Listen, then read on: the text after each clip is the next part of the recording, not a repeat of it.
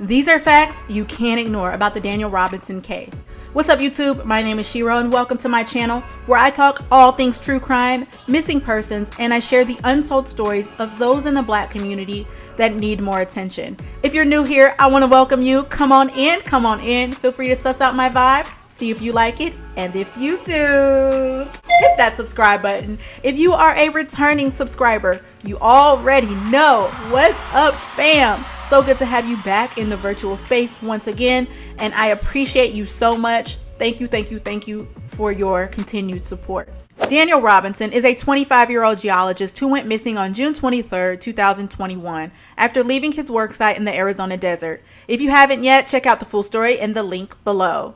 Here are some facts about the case that are sure to leave you scratching your head. Number 1, ghosted by his employer. Daniel Robinson is a geologist who worked for Matrix New World Engineering in Phoenix, Arizona. Though he allegedly went missing on duty after leaving his work site in the Arizona desert, the company didn't post about the disappearance of their employee for 7 months. Daniel went missing on June 23, 2021, but his employer didn't publicize his disappearance on either of their 2 social media accounts. Hold up, wait a minute.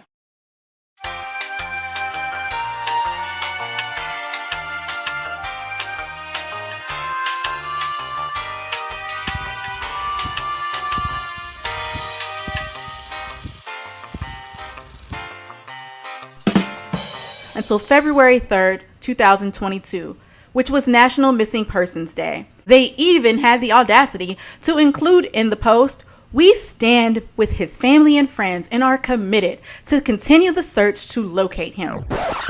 How's that? And what exactly do they mean by committed? Because by definition, to be committed to something means A, to carry out or perpetrate, B, to pledge or bind to a certain course or policy, or C, to be dedicated to something. Now, it has been confirmed that in the beginning, a few employees from the company joined a couple searches here and there. Well, let's just say I personally have a problem with this.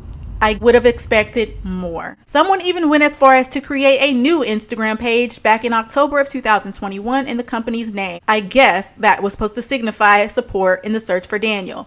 Well, that didn't last long. They posted a few photos over the course of 10 weeks and kept it moving. And by the way, the whole point of supporting an effort on your page is so that the current following on your page sees your post. Duh.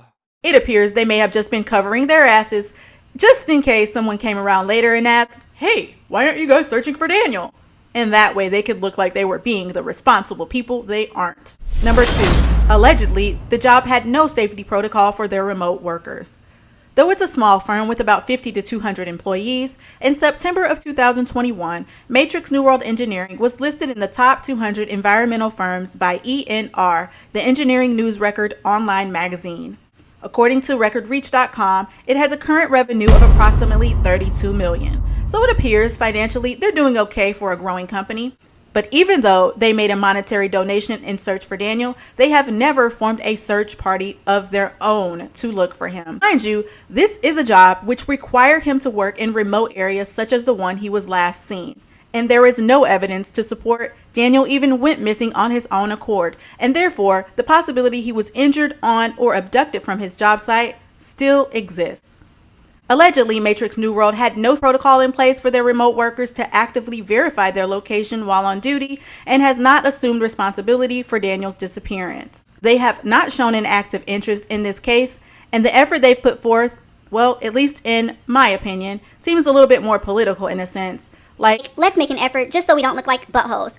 But my point is that they failed him twice. First, by not taking measures to ensure his safety, and second, by not initiating the effort to look for him as soon as he went missing. Number 3, if the coworker says it happened, it must be true. It appears that the entire focus and direction of Daniel's disappearance is solely based off one man's account, Daniel's coworker, who admits to seeing Daniel on the morning he went missing.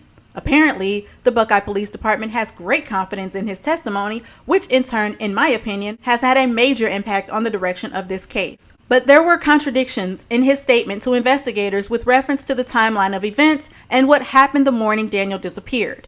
For some unknown reason, Kent's inaccuracies don't seem to raise a big enough red flag to law enforcement. Unfortunately, in my opinion, their belief in his testimony plays a large part in why this investigation is still considered to be just a missing persons case. Because think about it, if his story doesn't uphold, it would unravel every theory they've come up with to this point. And that would mean that he could be withholding information, thus making him a person of interest, and therefore heavily support the argument that Buckeye needs to open up a criminal investigation. If he were...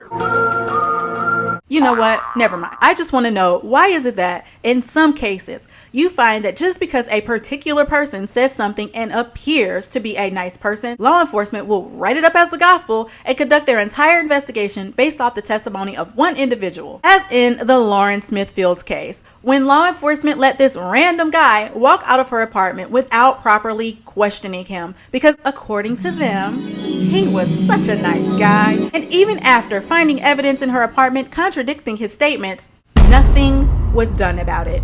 So, in this situation, Daniel's coworker gets to be the nice guy who seems like he's telling the truth. And even when it's brought to the attention of the authorities that his story doesn't add up, it just gets ignored. That's the frustration we are dealing with here. But keep in mind that all of this information is alleged, so therefore I nor anyone else privy to this gets sued. Number 4, law enforcement lied. Not only did the Buckeye Police Department enter Daniel into the National Missing Persons database 2 weeks later than they said they did, they also did not fill out very important details about Daniel's description that a person would need if they needed to check the website and verify his identity. As many of you know, Daniel is missing his right arm, though nowhere in the description does it say this. As a matter of fact, they just left this part blank, and photo images of Daniel were not updated to the national website until July 9th. That was also the first time ever that a picture of his vehicle had been posted to the site as well. Number 5, the Buckeye Police Department has psychic powers. If you go to the buckeyeaz.gov website under the Daniel Robinson investigation overview and scroll down to July 9th, you will see a map of the aerial search the Buckeye Police Department claims to have conducted on that day. But what you will also notice is the distinct marking indicating the location of Daniel's worksite and another showing the location of where Daniel's Jeep was found. Though it wasn't until 10 days later on July 19th the Jeep was actually found. At least that's the information that was put out to the public. So how exactly did Buckeye know the location of where the Jeep would be found so far ahead of time? I think I know. All I gave her was my name and my birthday, and she started telling me everything that was going on. I mean, if all you need is a name and a birthday, either one of them is psychic or they called one. Duh. As a community, we have the right to demand answers. And I'm in no way anti-law enforcement. I am only anti-corruption. My people deserve better. What are your thoughts about all this? If you would like to catch up on everything I've covered thus far, the links will be provided to you below. Also, the family could use your help.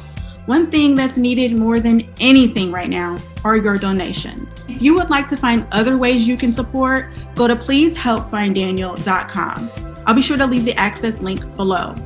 Please note that my views on how law enforcement and others have responded to this case are strictly my opinion and does not in any way reflect or speak on behalf of the Robinson family. Every judgment or criticism that I make is independent of the family's views. I speak for myself and I take full accountability for anything I say on this channel. To stay up to date and get real-time notifications on this case and more, hit that notification bell so that you don't miss a beat. Until next time, love hard on the ones you love, stay around people who make you smile, and make it your mission to laugh as much as you can. May your heart always be super, super full until your joy spill over. And until next time, my name is Shiro, and I'm out.